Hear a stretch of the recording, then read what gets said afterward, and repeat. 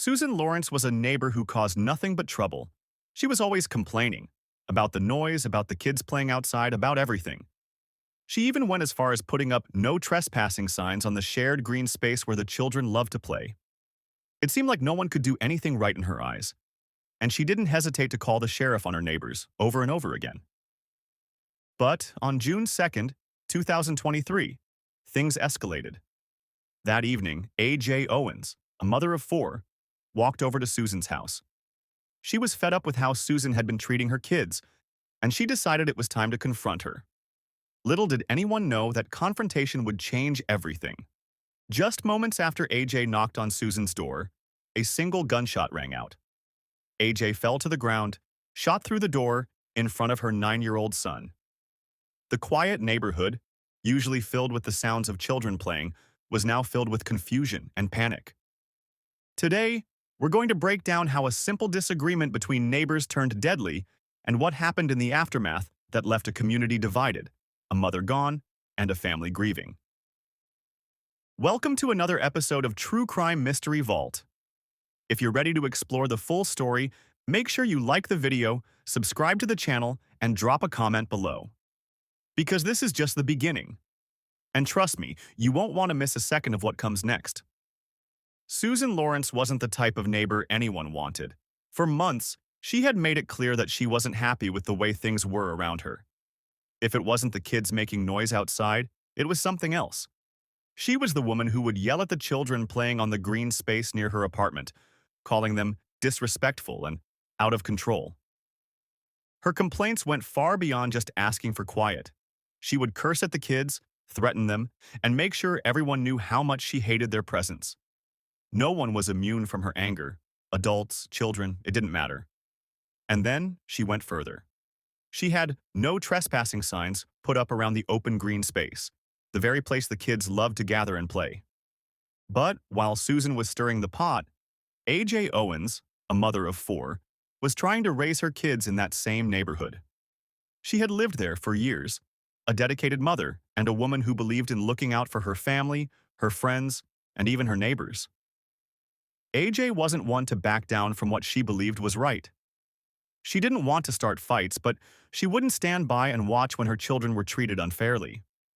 On the evening of June 2nd, 2023, AJ made her way across the street to Susan's apartment. It wasn't the first time the two had clashed. Susan had yelled at AJ's kids for months, and AJ had tried to reason with her. But now, after yet another incident, AJ had had enough. This wasn't just about a few noisy kids anymore, it was about standing up for what was right. The tension had been building for weeks.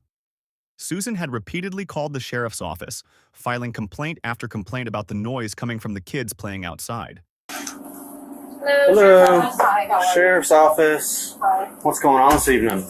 Lots of children screaming their full heads off, running around. I had my truck parked in front here, so I didn't have to listen to the screaming and yelling. As soon as I moved the truck, the kids are coming up. I'm like, guys, stop. They know they're not supposed to be over here. They've been told many times. They've previously stolen the trespassing sign. And the little kid tells me to shut up to my face. I said, don't be disrespectful to me. And he's exchanging words back and forth. I'm like, listen, my name is Dr. Lawrence. Don't tell me to shut up. And he was calling me names. I'm like, no, we're not going to do that. I said, go wherever you live. Listen, knock. His mother comes over here.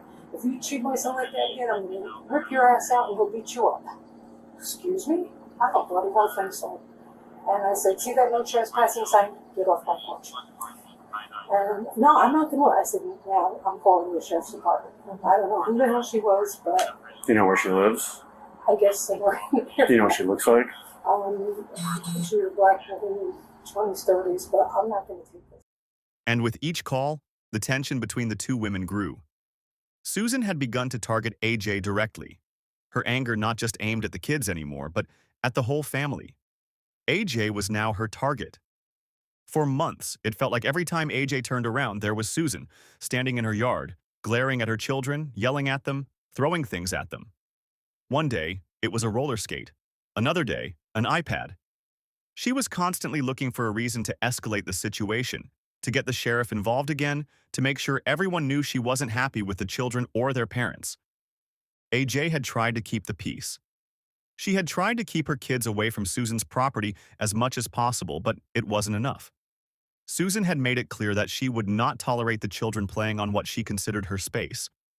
And so, on that fateful evening in June, when the tension finally boiled over, AJ crossed the street to confront Susan.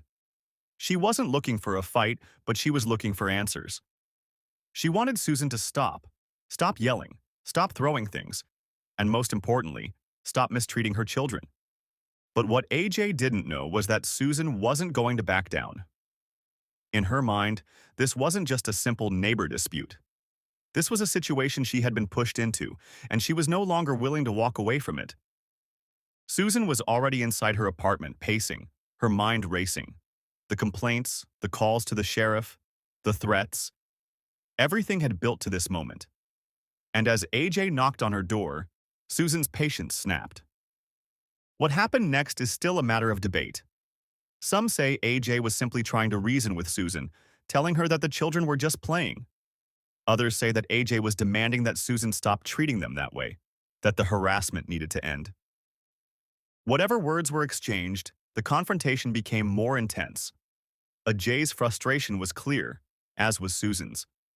Neighbors later recalled hearing yelling, Susan yelling back at AJ, telling her to go away, to leave her alone. Then there was the sound of heavy knocking on the door, a demand for answers. But no one could have predicted what would happen next. In the moments that followed that knocking, something changed in Susan's mind. Instead of trying to resolve the conflict, she grabbed her gun. In her panic and frustration, she acted impulsively. She fired the gun.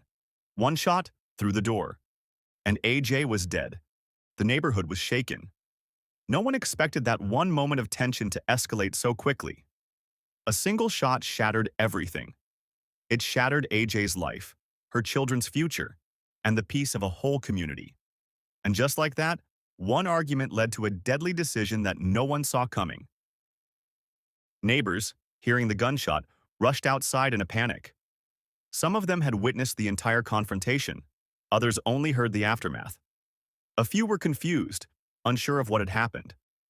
They immediately called 911, but by the time they got through, it was clear that AJ was already on the ground, critically injured. 911 was the actual The white old emergency. lady that lives right there, the one that always calls the cops. Hey, sure, come here, y'all boys, come here, come here. Hey, y'all boys, come here. 911, what is the address of the emergency? Hey, your mom's laying in the grass or what? I need you to repeat the address for me to make sure I have it correct. I don't know what's going on. We just heard a gunshot. Okay, We think sir. your mom's laying in the grass, but Sir. nobody wants to go over there. We ain't trying to get caught. Sir, this is very important. I need you to repeat the address for me to make sure I have it right. Hey, y'all boys, back up. It's the old lady that always calls the cops over here. Sir. Hey, Izzy, get over here. Sir. Yes, ma'am? I need you to go inside your Hey, house y'all boys, back up. and lock the door for your safety. Okay, she's in front of the lady's house. She was knocking on her door. Okay. Hey, it's the old lady that always calls the cops over here. Okay.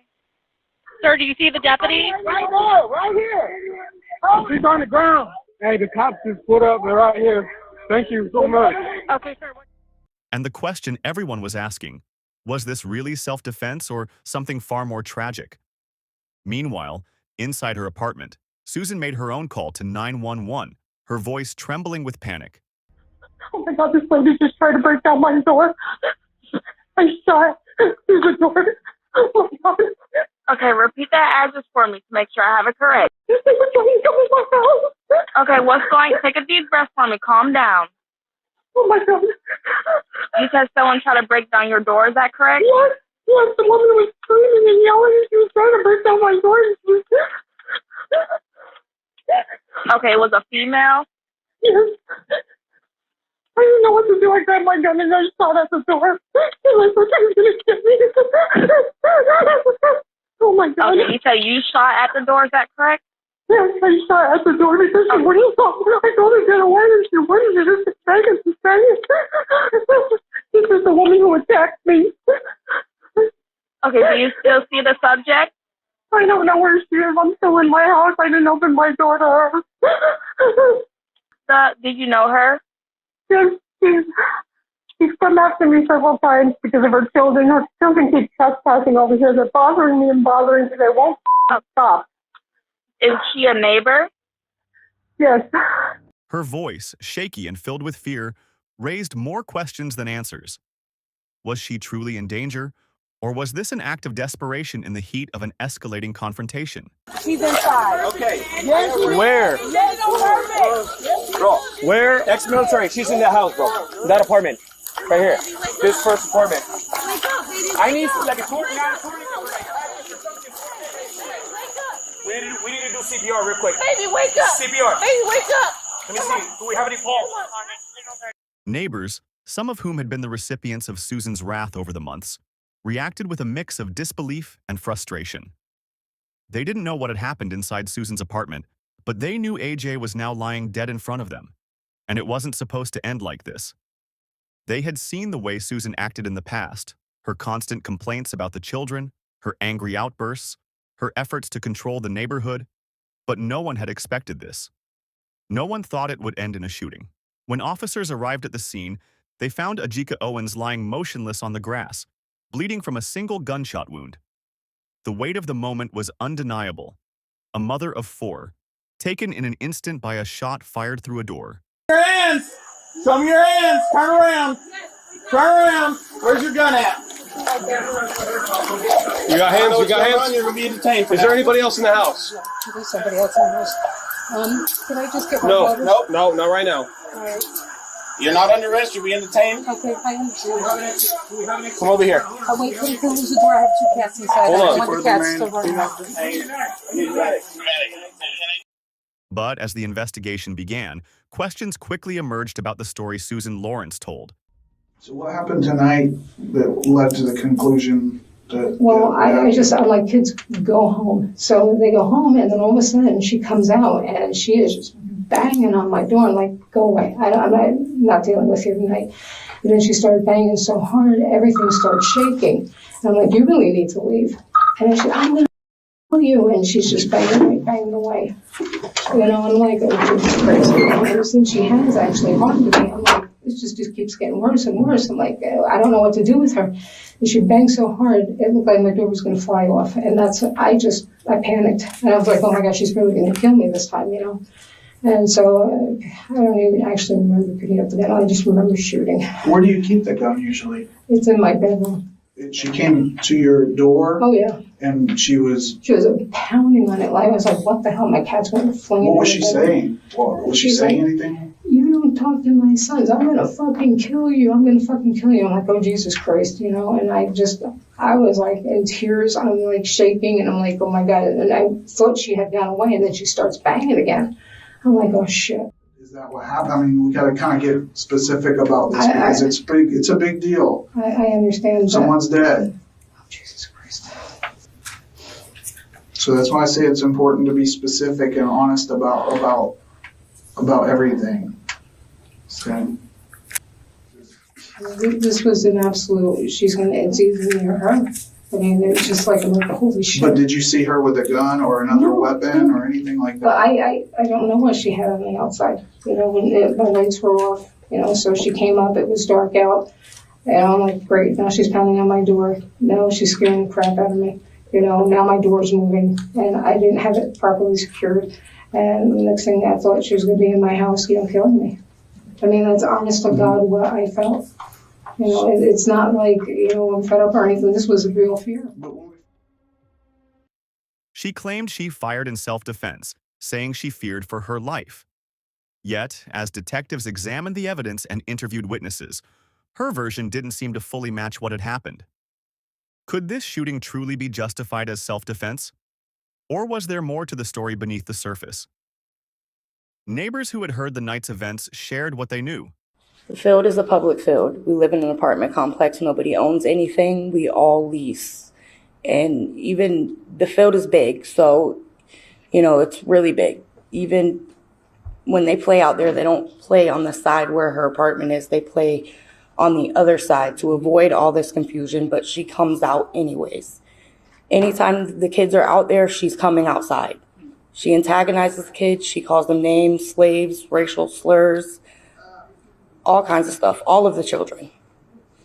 They recalled the loud pounding on Susan's door, an urgent knocking that echoed through the quiet neighborhood.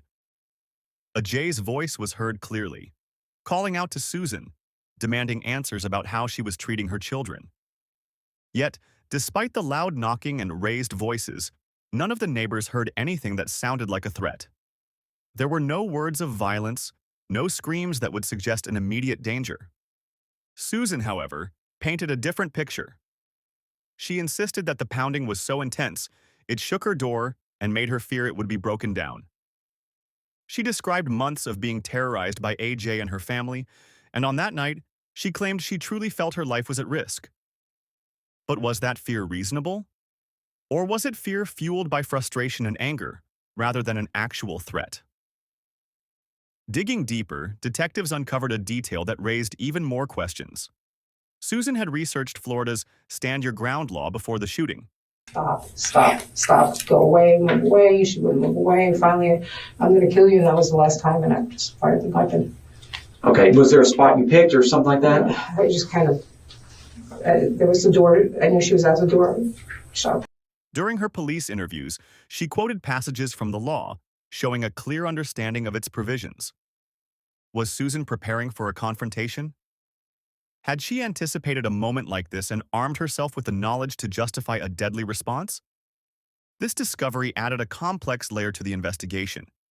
It wasn't just about what happened that night.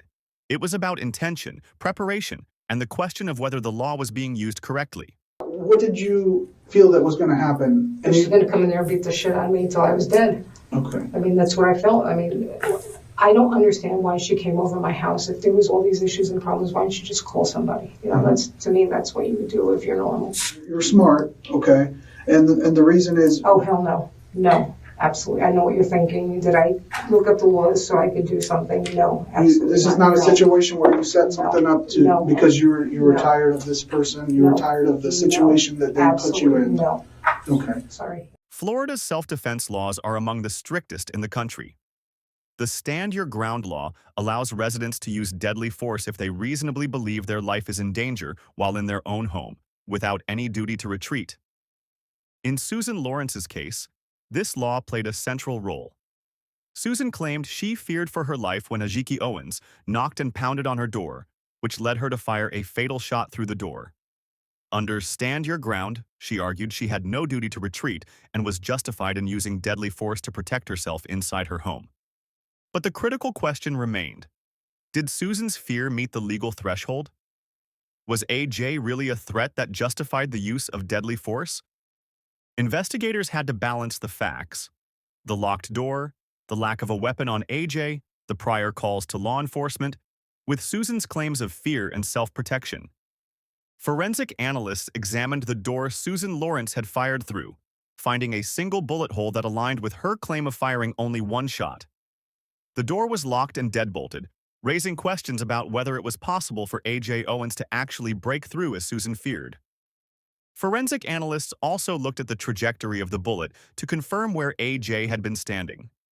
It was clear she was outside the locked door, unarmed, and not actively threatening Susan with any weapon.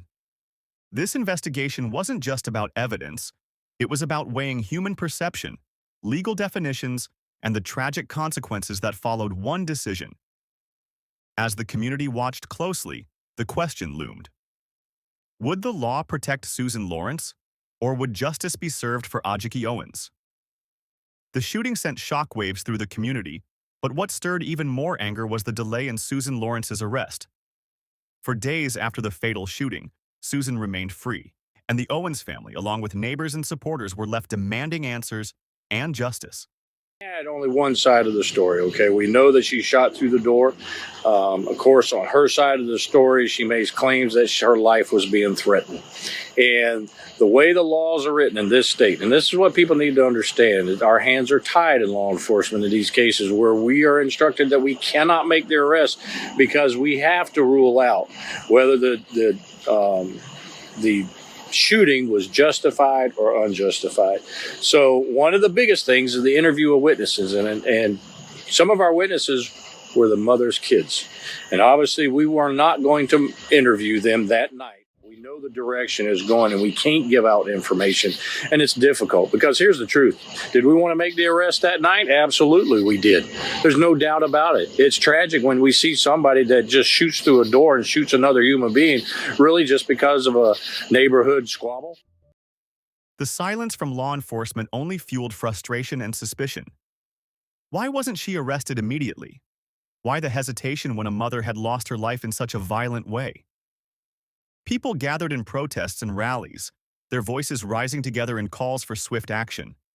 Signs demanding justice for AJ were held high as the community sought to make sure her death was not forgotten and that those responsible would be held accountable. The loss of Ajike A.J. Owens left an unimaginable void, not just in the neighborhood, but most painfully within her own family.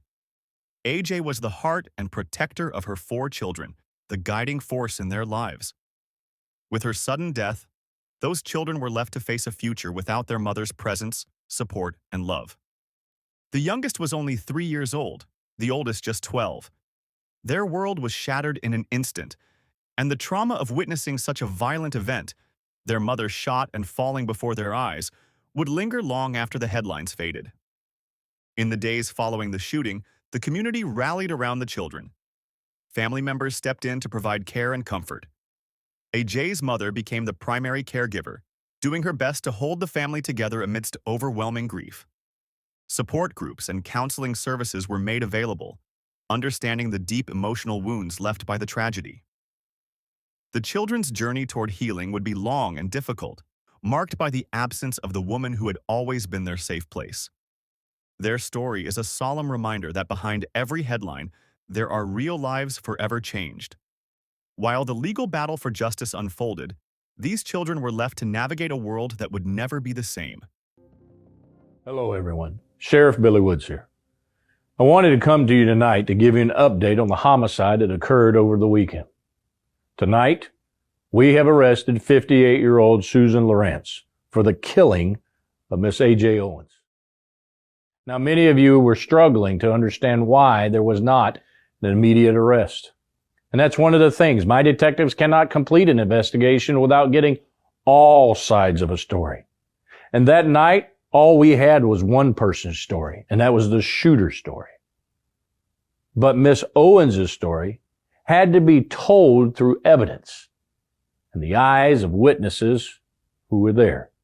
Meanwhile, in the courtroom, legal experts and officials debated the charges.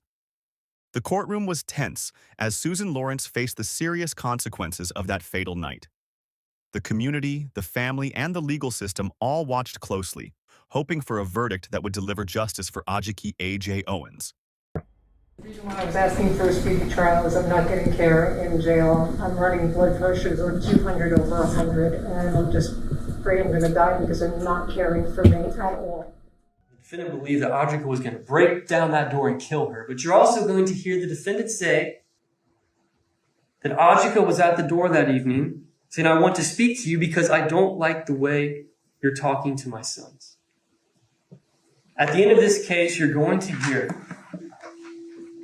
that the defendant, Susan Lawrence, knowing the police were coming, was in her apartment with the door locked and shot through that locked front door and killed Ajike Owens, who was unarmed.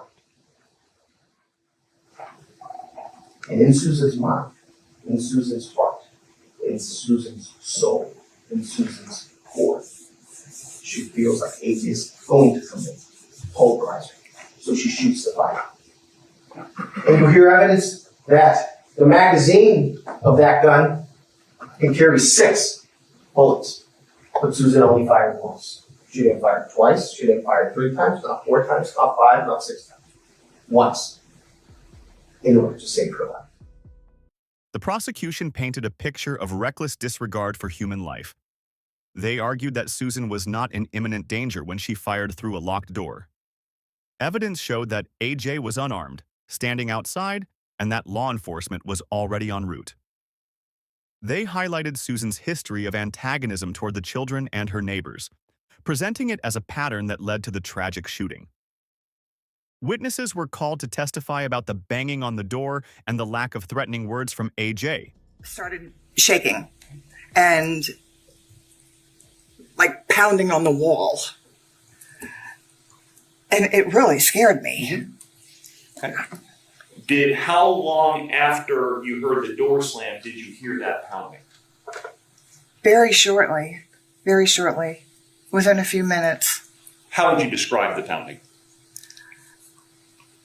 It was very loud and it scared me because the wall was shaking. When you heard the banging, what was your first thought of who was causing that? I thought Susan was banging on the wall. Did you later come to learn that that was not the case? Yes. Okay.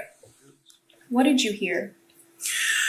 I heard a lot of pounding, a lot of yelling, screaming, and then I heard a gunshot. Did you hear a lot of pounding on a door like it was going to be pushed down? Yes. Did you call it like a cop knock? That's what I call it. Was it very loud? Very loud. Did you hear anyone screaming? Yes, I heard a woman's voice screaming. To me, it sounded like she was screaming words, but I could not understand any of the words. Was there a lot of pounding on the door? Yeah. Undermining the claim of a justifiable fear for one's life. Prosecutors emphasized that firing a gun through a door without clear threat was an act of careless manslaughter, not self-defense. Susan's defense rested heavily on Florida's Stand Your Ground law. They argued that Susan had a reasonable belief that her life was in danger due to the aggressive pounding and previous confrontations. They presented Susan's fear as genuine, asserting that she acted out of self-preservation. The defense underscored that Susan fired only once, not multiple times, suggesting restraint in a highly stressful moment. They portrayed her as a woman who felt pushed to the edge and who believed she had no other option to protect herself. After hearing days of testimony and evidence, the jury deliberated for 2.5 hours. I'm going to have the clerk read the verdict.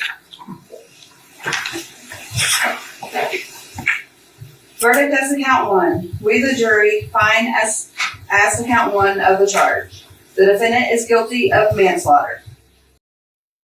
In November 2024, Susan Lawrence was sentenced to 25 years in prison, guilty of first-degree felony manslaughter. The judge stated that the shooting was completely unnecessary and motivated more by anger than genuine fear. He noted that Susan had already called law enforcement, who were on their way, and that she was in a position of safety when she chose to retrieve her gun and shoot. The sentence was a powerful statement, underscoring that taking a life cannot be excused by frustration or anger, especially when other options exist. The sentencing brought a mix of relief and grief. AJ's family felt that justice had been served, but the loss remained deeply felt. Testimony, the interrogation, where she showed no remorse, continues to show no remorse, displayed the utmost care and concern for her cats. And she literally had just shot and killed a mom of 4, rendering them with their entire support system, their everyday childhood experiences, future, just gone, just like that. The case sparked national conversations about stand your ground laws, self-defense claims, and how fear and anger intersect with deadly force. While the trial has ended, the conversation is far from over. Was Susan's choice to pull the trigger a justified act of protection or a devastating mistake with irreversible consequences? The truth remains a matter of debate. Make sure you're subscribed so you don't miss a moment of what's to come. Thank you for watching.